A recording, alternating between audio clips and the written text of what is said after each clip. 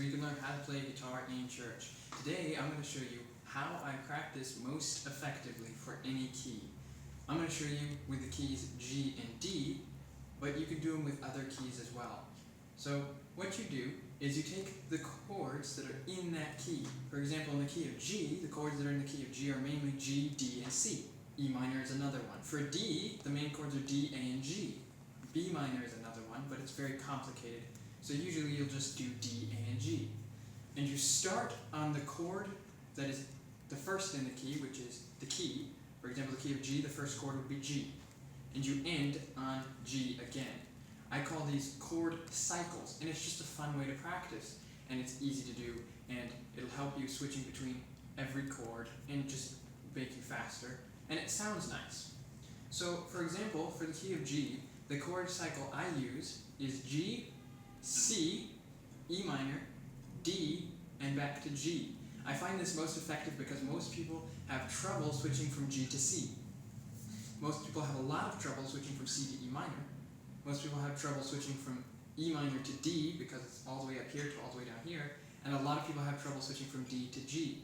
So it gets the most complicated ones and makes you do them all in a pattern multiple times. I'll do it with the strumming pattern down, down, up. You can play the strumming pattern 3 or 4 times through each chord, or just 2, or however you want to do it. I'm going to do it with 2. Down, down, up, with G, then C, then E minor, then D.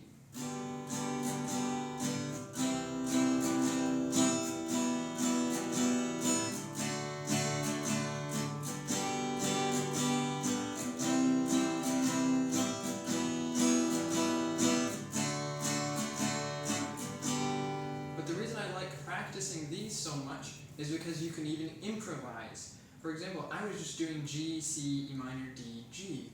I could mix it up in the second one and improvise like this.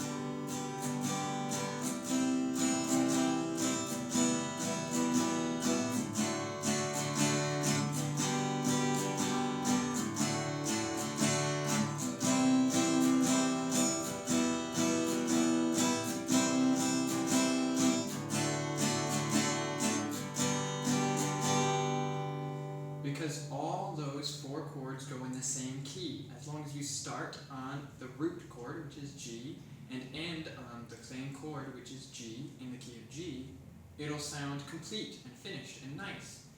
For the key of D, the chord cycle I use most often is D, A, G, D, G, A, D. You're switching between all the chords. There's nothing left out for the main chords in the key of D. So I'm going to do the same thing with D.